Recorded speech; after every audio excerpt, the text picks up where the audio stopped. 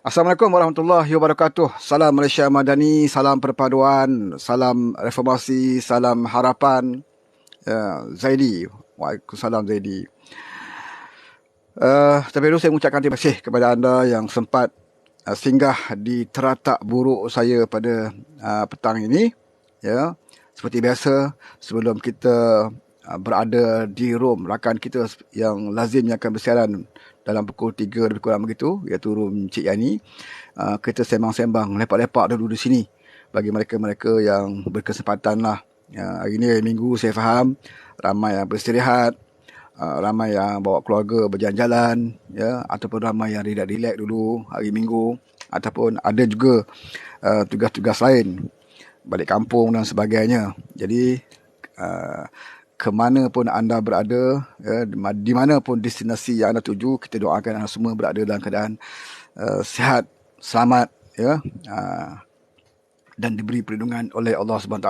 Bagi mereka yang lepak di rumah, tak ada apa nak buat, sambil-sambil nak layan mata dan sebagainya, bolehlah singgah di room saya sebentar untuk kita berkongsi-kongsi pandangan dan juga isu-isu politik semasa, ya, hari ini. Okey, pertamanya hari ini saya nak ulas tentang bagaimana asal sebuah parti Islam se-Malaysia, PAS. Kita satu hari kalau tak sebut pasal parti Islam, atau satu hari tak sentuh pasal lebay ni, kita rasa demam lah, ya? Rasa macam tak kena je. Sebab bagi kita, selagi kita tak sentuh isu-isu parti Islam ni, pada kita seolah kita tidak bertanggungjawab. Sebab apa? Kita membiarkan umat Islam terus diperdaya dan terus dipesongkan pemikiran mereka, ya, terutamanya di dalam politik Islam itu. Oleh kerana itu, bagi mereka-mereka yang tahu, bagi anda-anda yang tahu, anda wajib sharekan, kongsikan, nyatakan kepada rakan-rakan yang lain. Ya, bukan kerana politik, tetapi kerana kita nak jaga imej Islam kita. Ya, kalau kita betul-betul orang yang beriman dengan agama Islam, kita wajib memelihara imej Islam ini. Jangan benarkan mana-mana pihak, mana-mana puak yang cuba mencemarkan imej Islam. Ini bukan soal politik lagi. Ya, apabila mereka berada dalam pentas politik, apabila mereka menggunakan modal-modal dan hujah-hujah politik yang dicampur adukkan dengan dalil-dalil Al-Quran hadis dan menyalahkan, ya, dalil-dalil yang mereka nyatakan, maka bagi kita ini merupakan satu penghinaan kepada agama Islam itu sendiri.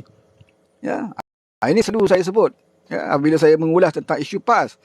Dan 2 hari 3 hari lalu, baru ini, di mana si Saka tua tu pun dijemput datang ke Stadium Kota Baru dalam satu program politik. Bagi saya, dalam program politik tidak ada masalah. Ya, saya tidak rasa sedikit pun iri hati dan cemburu mana-mana politik nak mengenai ni. Sebab bagi saya, dia umpama pelacur politik yang dah tua, ya, tapi masih lagi nak mencari pelanggan-pelanggan yang sudi menerima dia. Jadi pada saya tidak ada masalah. Ya, orang seperti Tun Saka ini, yang kita semua tahu dalam PRU yang lalu, ya, dia sendiri pun di kampung dia sendiri, di negeri kelahiran dia sendiri, di tempat dan kawasan yang dia sendiri bangunkan puluhan tahun, iaitu di Langkawi, ya, dia sendiri ditolak oleh orang Melayu di Langkawi, orang Islam di Langkawi, sehingga hilang deposit, saudara. Saya tak pernah terbaca dan tidak pernah terfikir, mungkin saudara boleh ingatlah, mana-mana tokoh negara dalam politik, terutamanya bekas-bekas Perdana Menteri, yang kalah pilihan raya, tetapi sehingga hilang deposit. Saya rasa tak ada. Tunku Abdul Rahman, ya, Tun Razak, Tunku Abdul Rahman, Tun Razak, ya, di antara tokoh-tokoh lama UMNO lah, ya, Tun Hussein On, ya, yang pernah menjadi Perdana Menteri, Pak Lah, ya, mereka bukan saja mungkin tidak pernah kalah dalam pilihan raya, Perdana Menteri yang tidak pernah kalah dalam pilihan raya, jauh sekali daripada hilang deposit. Tunku Abdul Rahman saya rasa tidak pernah kalah dalam pilihan raya. Ya, Tun Razak, dalam sejarah yang saya ingat, dia pun tidak pernah kalah dalam pilihan raya. Tun Hussein On pun, saya rasa dia tidak pernah kalah dalam pilihan raya. Dia cuma keluar dari parti lah. Ya. Kemudian Pak Lah. Pak Lah juga saya rasa dia tak pernah kalah dalam pilihan raya. Perdana Menteri yang tidak pernah kalah dalam pilihan raya. Hmm. Muhyiddin, walaupun dia Perdana Menteri 17 bulan, kan, dia pun tak pernah lagi kalah dalam pilihan raya. Ha? Kemudian Anwar barulah jadi Perdana Menteri. Ya, baru saja jadi menteri, dan setakat ini rekod dia tidak pernah kalah dalam pilihan raya. Salah satunya Perdana Menteri yang kalah dalam pilihan raya, Mahathir Mohamad. Dia bukan sahaja kalah sekali, dia kalah 2 kali, saudara. Dia pernah kalah di Kubang Pasu dulu, waktu dia dalam UMNO. Dia pernah kalah di Kubang Pasu di tangan calon PAS. Siapa dia yang menewaskan Mahathir Mohamad waktu itu? Ayah kepada Dr. Mujahid, iaitu almarhum Ustaz Yusof Rawa. Dia pernah mengalahkan Mahathir di Kubang Pasu, di kampung dia. Maknanya Mahathir Mohamad ini bukan sekarang saja pernah diaibkan. Dia pernah diaibkan dulu. Sewaktu UMNO tengah hebat pun, Dr. Mahathir pernah diaibkan, kalah di Kubang Pasu, di kawasan dia. Ya, tapi orang tua ni, si Saka ni, dia tak pernah serik, dan dia tak pernah malu. Tak pernah rasa malu di dalam politik. Dia terus duduk dalam politik dan terus memecah belahkan terutamanya orang Melayu. Ya, ini saya nak beritahu banyak sejarah sebenarnya Mahathir ni. Kalau kita nak buat buku, sejarah dia begitu banyak. Dia di antara orang yang pernah duduk dalam UMNO, ditendang oleh Tunku Abdul Rahman, dipecat oleh Tunku Abdul Rahman, masuk balik UMNO. Ya, dia dipecat lagi, masuk balik. Kemudian dia sendiri mengharamkan parti UMNO. Ya, zaman dia Presiden UMNO. Dia mengharamkan sendiri parti dia. Kemudian dia tubuh parti UMNO baru. Zaman dia juga. Ya? Kemudian dia pecat. Masuk, dia keluar. Inikah tokoh yang dikatakan boleh menyatukan orang Melayu dan umat Islam? Sedangkan terbukti daripada sejarah politik dia, dialah penghancur perpaduan umat Melayu dan umat Islam. Saya tak pasti sama ada dia Melayu tulen atau tidak. Ya, saya tak pasti. Tetapi itulah rekod sejarah yang dia ada. Ya. Bak kata Nik Amar, kenyataan Nik Amar. Biasalah Nik Amar. Ya, biasalah parti PAS. Bila Mahathir masuk bersama dengan dia akan gunakan dalil agama untuk menolak tuduhan di pihak lain yang mengatakan, kenapa PAS terima Mahathir? Bukankah Mahathir ini macam-macam dikata kepada PAS? Ya, bukan kata-kata politik biasa. Mahathir pernah mengkafirkan PAS, mengatakan PAS parti sesat. Ya, bukan sekadar PAS. Mahathir ni, sakat PAS ni bagi Mahathir tidak ada masalah dia nak kecam. Sebab Nabi Muhammad SAW pun Mahathir sampai hati nak persendakan. Nabi pun Mahathir boleh persenda, sakat PAS ni bawah tapak kaki Mahathir je. Saya nak bagi tahu. Ya. Apakah saudara lupa kata-kata Mahathir terhadap Nabi Muhammad SAW sehingga hari ini dia tak pernah tarik, tak pernah dia menyesal pun. Nabi simpan janggut kerana apa? Kerana tidak ada pisau jilet. Ini dulu-dulu punya ucapan. Orang kata, itu dulu. Betul. Tapi dia tidak pernah menyesal. Dia tak pernah tarik. Mungkin sampai hari ini dia masih percaya bahawa Nabi dulu simpan janggut kerana tidak ada pisau jilet. Kaum wanita Islam di zaman Nabi dulu pakai niqab, pakai jubah, pakai jilbab. Ini kerana apa? Ya, bukan kerana nak tutup aurat. Kerana di zaman dulu padang pasir, di gurun, angin tiup pasir bertaburan, maka nak lindung muka dia, maka orang Arab dulu pakai. Ini Mahathir punya teori, saudara. Apakah dia pernah menyesal? Dia tak pernah menyesal. Dia tak pernah tarik pun. Kenyataan dia dibuat secara umum. Sepatutnya dia tarik secara umum. Dia juga pernah menyatakan Al-Quran itu perlu diafsir semula. Ini kenyataan Mahathir. Dia pernah mengaku dia membaca Al-Quran dalam bahasa Melayu. Saya tak tahulah kalau orang PAS dah bersetuju dengan apa yang Mahathir sebut. Al-Quran bahasa Melayu. Mana ada Al-Quran bahasa Melayu? Al-Quran diturunkan dalam bahasa Arab. Yang Mahathir baca itu bukan Al-Quran. Itu adalah terjemahan Al-Quran ataupun tafsir Al-Quran. Tetapi dia menyamakan terjemahan Al-Quran itu dengan Al-Quran. Menandakan kejahilan dia. Dia menggunakan akal dalam fikiran dia. Ya? Sebab itu pemikiran dia sama dengan Kasih Ahmad. Saudara masih ingat? bekas pemimpin UMNO juga dulu Kasih Ahmad. Dah arwah dah. Yang menolak hadis. Yang pernah menerbitkan buku Hadis Satu Penilaian Semula. Ini Kasih Ahmad. Nasib baik Anwar waktu itu dalam UMNO, Anwar membuat harapan buku itu dan bahkan Anwar memecat Kasih Ahmad di dalam parti UMNO. Anwar waktu itu timbalan presiden. Dia membawa usul dan dia membawa perkara ini dalam Majlis Pimpinan UMNO, menekan Majlis Pimpinan UMNO, mengatakan Kasih Ahmad itu wajib dipecat daripada UMNO kerana Kasih Ahmad telah membuat satu fahaman untuk menolak hadis. Bukan Mahathir. Bahkan pemikiran Mahathir dengan Kasih Ahmad ni lebih kurang sama. Lebih kurang sama, saudara. Tapi Alhamdulillah waktu itu UMNO diselamatkan oleh adanya Anwar Ibrahim ketika itu. Dan Anwar lah orang yang berperanan besar memecat Kasih Ahmad daripada UMNO.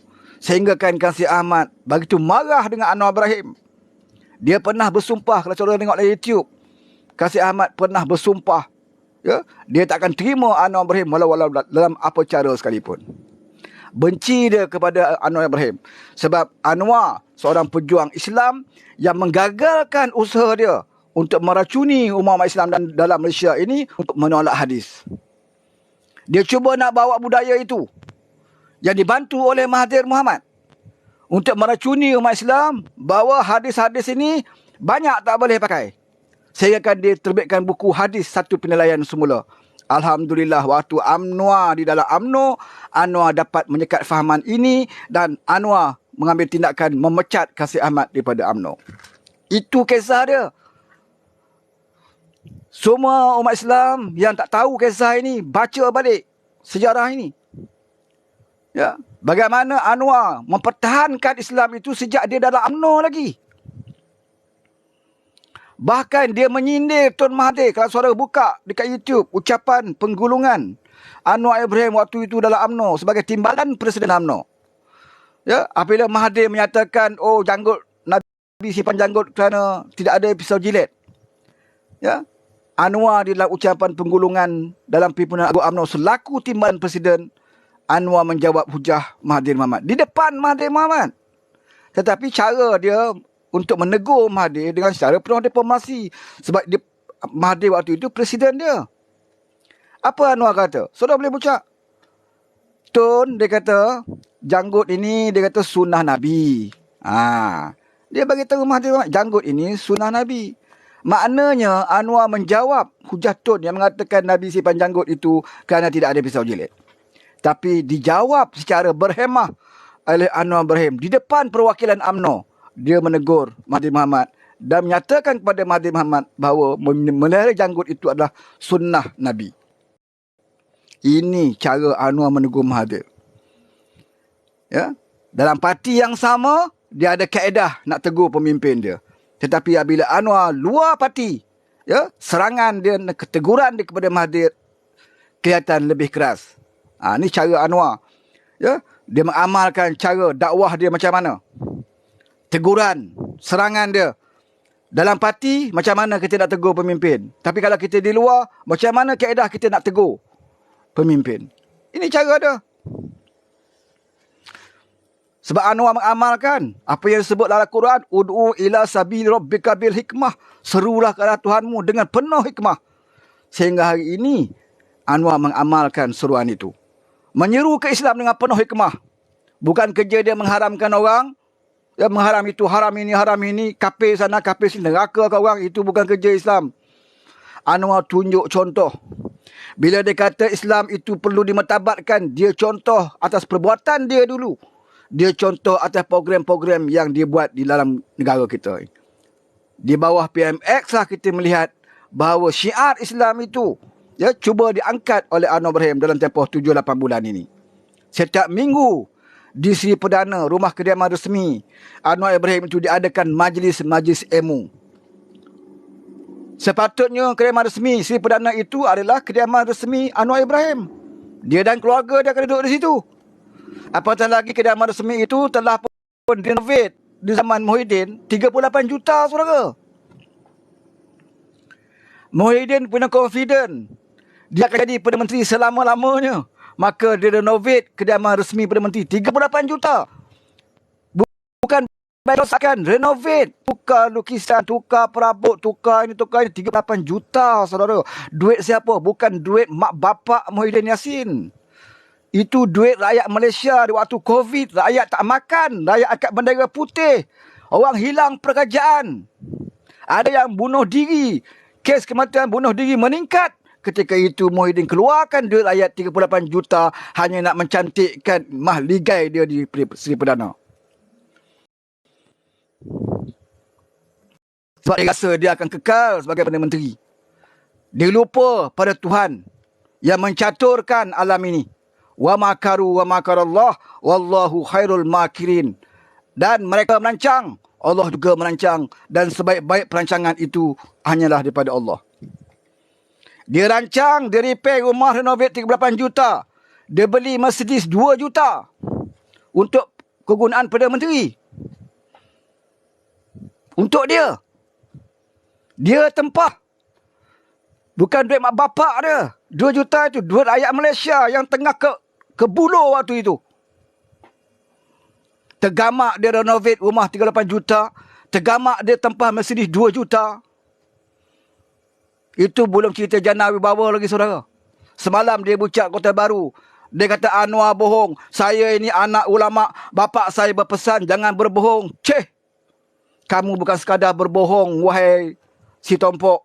Kamu merompak harta rakyat dengan cara yang langsung tidak berhemah.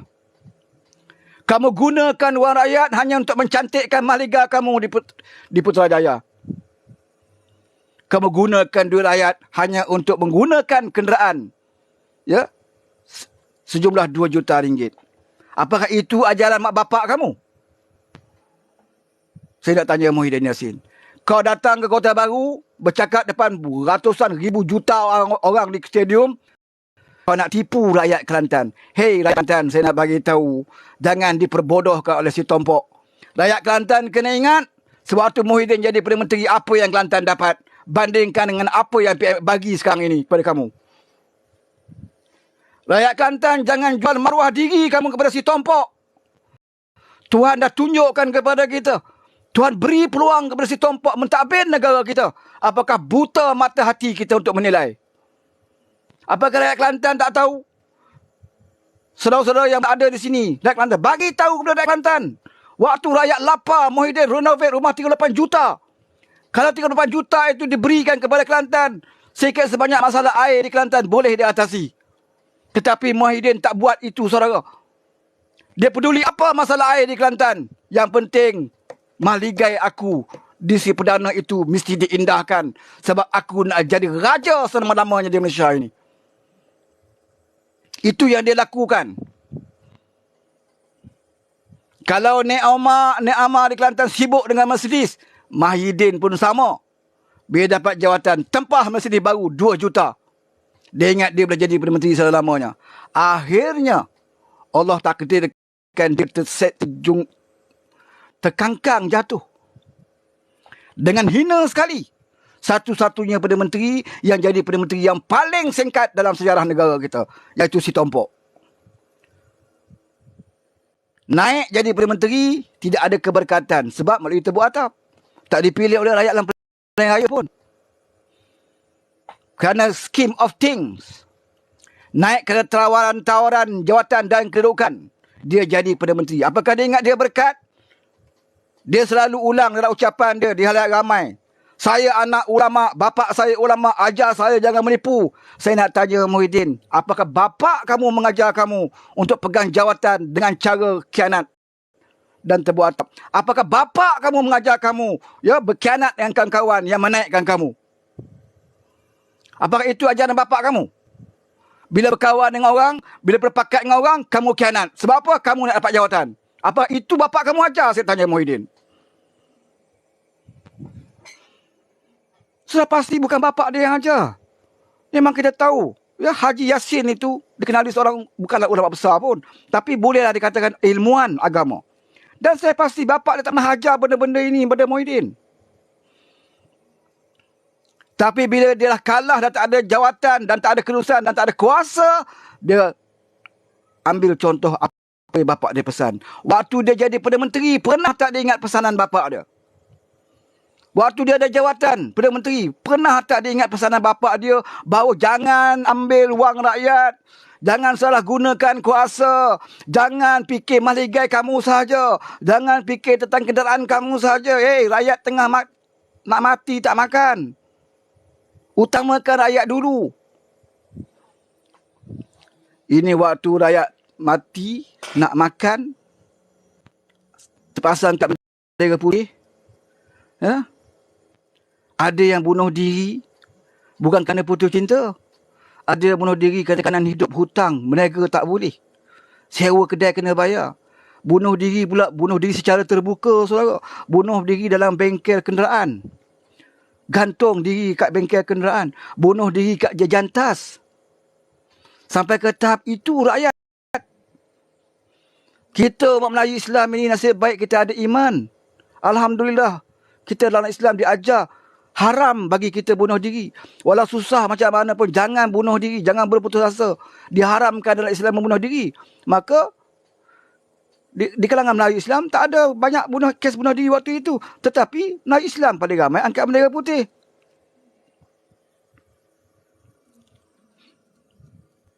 Sebab itu saya nak bagi tahu kepada rakyat Kelantan.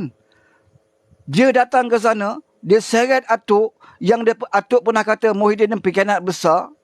Akhirnya mereka bergabung.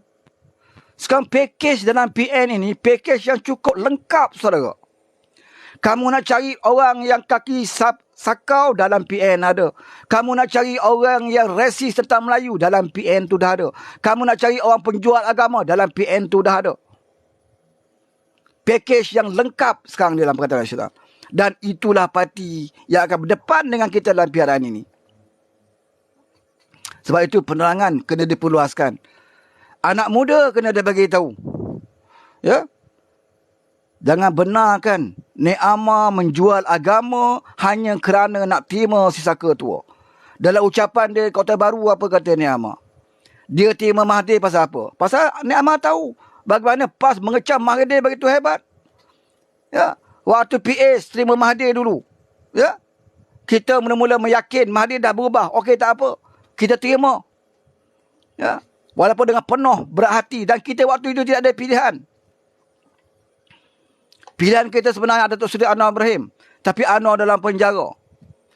Boleh dikatakan tindakan paling darurat yang kita pasal lakukan ialah kita bersangka dengan Mahathir. Itu kita terima Mahathir apa passport. Apa passport? Ya. Oh, terima